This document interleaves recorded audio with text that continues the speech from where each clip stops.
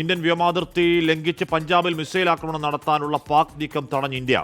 അമൃത്സറെ ലക്ഷ്യമിട്ടുള്ള പാക് മിസൈലുകൾ ഇന്ത്യ തകർത്തു. അമൃത്സറിനടുത്ത് മിസൈലുകളുടെ അവശിഷ്ടങ്ങൾ കണ്ടെത്തി. പുലർച്ചെ വലിയ ശബ്ദങ്ങൾ കേട്ടാണ് പ്രദേശവാസികളുടെ പ്രതികരണം. അതിനിടെ ചെനാബ് നദിയിലെ ബഗ്ലിഹാർ സലാൽ ഡാമുകളുടെ ഷട്ടർ തുറന്നു. പാകിസ്ഥാനിലേക്ക് ഒഴുകുന്ന നദിയുടെ ജലനിരപ്പ് ഉയർന്നു.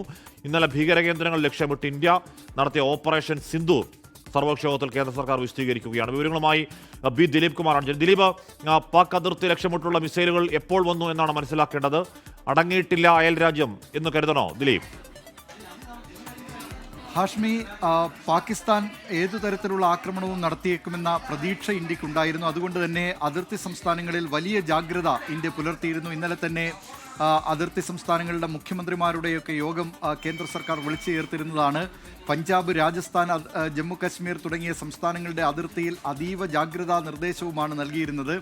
ഇന്ന് പുലർച്ചെ, അതായത് ഏതാണ്ട് 1:10 ഇടയിലാണ് ഈ ആക്രമണം ഉണ്ടായത്. പാകിസ്ഥാനിൽ നിന്നുള്ള മിസൈലുകൾ അമൃത്സറിനെ ലക്ഷ്യമാക്കി വന്നു. പക്ഷേ ഇന്ത്യയുടെ വ്യോമ സംവിധാനം അതിനെ നിർവീര്യമാക്കുകയാണ് ചെയ്തത്. ആ മിസൈലുകൾ തകർക്കുകയാണ് ചെയ്തത്. മിസൈലുകളുടെ കഷ്ണങ്ങൾ, മിസൈലുകൾ ചിതറി പല സ്ഥലങ്ങളിലായി വീണു. പ്രത്യേകിച്ച് ഇതിൻ്റെ പ്രധാനപ്പെട്ട ഭാഗങ്ങൾ പതിച്ചത് വയലുകളിലാണ്. 2 കർഷകരുടെ വയലുകളിൽ ഈ മിസൈലുകൾ ഉഗ്ര ശബ്ദത്തോടു കൂടിയാണ് പതിച്ചത്. സ്ഫോടന ശബ്ദം കേട്ടിരുന്നതായി 3 സ്ഫോടന ശബ്ദം കേട്ടിരുന്നതായാണ് നാട്ടുകാർ പറയുന്നത്. ഏതായാലും ഇന്ത്യൻ വ്യോമ സംവിധാനം ഈ മിസൈലുകളെ, പാകിസ്ഥാന്റെ മിസൈലുകളെ തകർത്തിരിക്കുകയാണ്. അത് പഞ്ചാബിലാണ്. പഞ്ചാബ് അമൃത്സർ ലക്ഷ്യമാക്കിയുള്ള ഈ മിസൈൽ അവരുടെ മിസൈലുകളെയാണ് ഇന്ത്യൻ വ്യോമ സംവിധാനങ്ങൾ തകർത്തിരിക്കുന്നത്. പഞ്ചാബിലെ അതിർത്തികളിലൊക്കെ പല ജില്ലകളിലും ഇന്ന് വിദ്യാലയങ്ങൾക്കുൾപ്പെടെ സർക്കാർ അവധി പ്രഖ്യാപിച്ചിരുന്നു.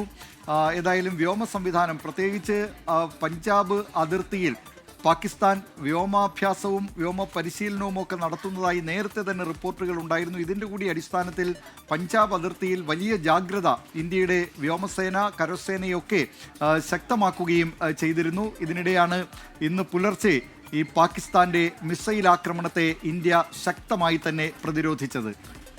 എന്തും ചെയ്യും പാകിസ്ഥാൻ. കാര്യം അവിടെ അസീം മുനീറൊക്കെ വാല് മുറിഞ്ഞ വാശിയിൽ നിൽക്കുകയാണ്, മൂക്ക് മുറിഞ്ഞ വാശി എന്നൊക്കെ പറയുന്ന പോലെ നിൽക്കുകയാണ് ദിലീപ് കുമാർ. അപ്പോൾ ഏതെങ്കിലും തരത്തിൽ അവിടുത്തെ രാഷ്ട്രീയ നേതൃത്വം പറഞ്ഞാൽ കേൾക്കുന്നവരല്ല സൈനിക നേതൃത്വം. നാണം കെട്ട് നിൽക്കുന്ന അസീം മുനീർ അതിരുകടന്ന പല കാര്യങ്ങൾ ചെയ്യാൻ പ്ലാൻ ചെയ്യുന്നുണ്ടാവണം.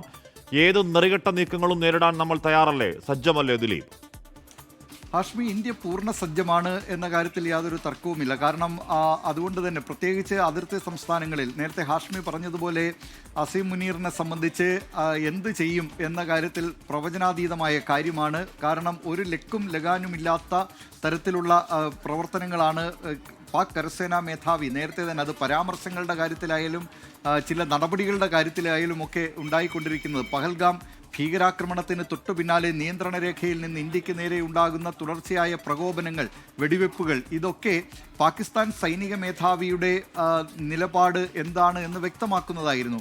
അതുകൊണ്ട് തന്നെ പാകിസ്ഥാനിലെ ഭീകരാക്രമണങ്ങൾ തകർത്തെറിഞ്ഞതിലുള്ള രോഷം, പക, അവരുടെ നാണക്കേട്, ഇതൊക്കെ മറയ്ക്കുന്നതിന് വേണ്ടി ഏതായാലും ഇത്തരത്തിലുള്ള എന്തെങ്കിലും ഒരു ആക്രമണം പാകിസ്ഥാന്റെ ഭാഗത്ത് നിന്നുണ്ടായേക്കും എന്ന് ഇന്ത്യക്കറിയാം. അത് അങ്ങനെ ഒരു സാഹസത്തിന് മുതിരുകയാണെങ്കിൽ തിരിച്ചടി ഉറപ്പാണ് എന്ന കാര്യവും ഇന്ത്യ വ്യക്തമാക്കിയതാണ്, പരസ്യമായി തന്നെ അക്കാര്യം വ്യക്തമാക്കിയതുമാണ്. ഇപ്പോൾ ഇന്ന് പുലർച്ചെ ഈ ആക്രമണം പാകിസ്ഥാന്റെ ഭാഗത്ത് നിന്ന് മിസൈൽ ആക്രമണം ഉണ്ടാകുന്നു.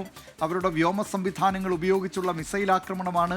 ആ മിസൈൽ ആക്രമണത്തെ ഇന്ത്യൻ വ്യോമ സംവിധാനം അത് ഫലപ്രദമായി തന്നെ ചെറുക്കുകയാണ് ചെയ്തത്.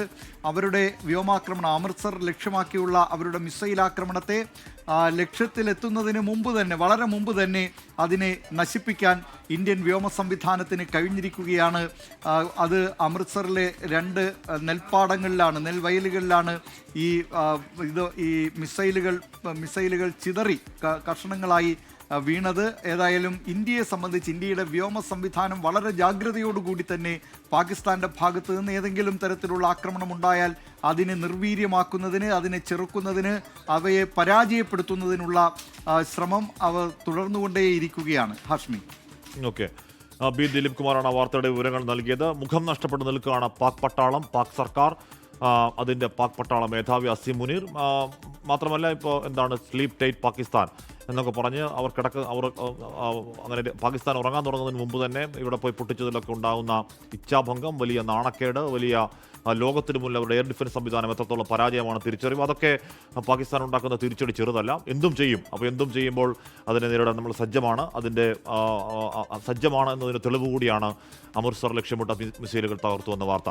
അച്യുതൻ ചേരുന്നു. അച്യുതൻ, ഇവിടെ പാകിസ്ഥാനിലെ ഗുജറൻവാലയിൽ വീണ ഒരു UAV ഡ്രോൺ പാകിസ്ഥാൻ തകർത്തു എന്ന് അവകാശപ്പെടുന്ന ചിത്രം 2022 ഉക്രൈൻ റഷ്യ സംഘർഷത്തിൽ നിന്നുള്ളതാണ് എന്ന് PIB ഫാക്ട് ചെക്കിംഗ് വിഭാഗം ഇപ്പോൾ പുറത്തുവിടുന്നുണ്ട്. ഓരോരോ നുണകൾ ഓരോ ദിവസമെന്നോണം അങ്ങനെ PIBയും അല്ലാതെയും ഒക്കെ പൊളിച്ചുകൊണ്ടിരിക്കുകയാണ്. എന്നിട്ടും അവരുടെ നുണ ഫാക്ടറി എക്സ്ട്രാ ടൈം പണിയെടുക്കുകയുമാണ്. അവരുടെ ജോലി ചെയ്യട്ടെ.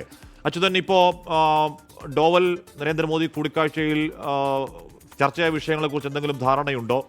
ഈ ഓപ്പറേഷൻ സിന്ദൂറിന് തുടർച്ച വേണോ ഉണ്ടോ എന്ന കാര്യത്തിലൊരു ആലോചന ഇപ്പോൾ ഉണ്ടോ അച്യുതൻ?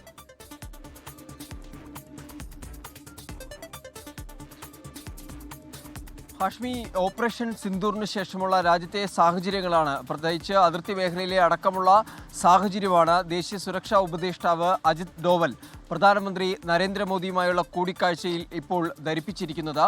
ഈ അതിർത്തിയിലടക്കമുള്ള നിലവിലെ സാഹചര്യങ്ങൾ, നിയന്ത്രണ രേഖയിലെ പാക് പ്രകോപനം അടക്കമുള്ള വിഷയങ്ങളാണ് അജിത് ഡോവൽ പ്രധാനമന്ത്രിയോട് ഇപ്പോൾ സംസാരിച്ചതായുള്ള വിവരങ്ങൾ നമുക്ക് ലഭിക്കുന്നത്.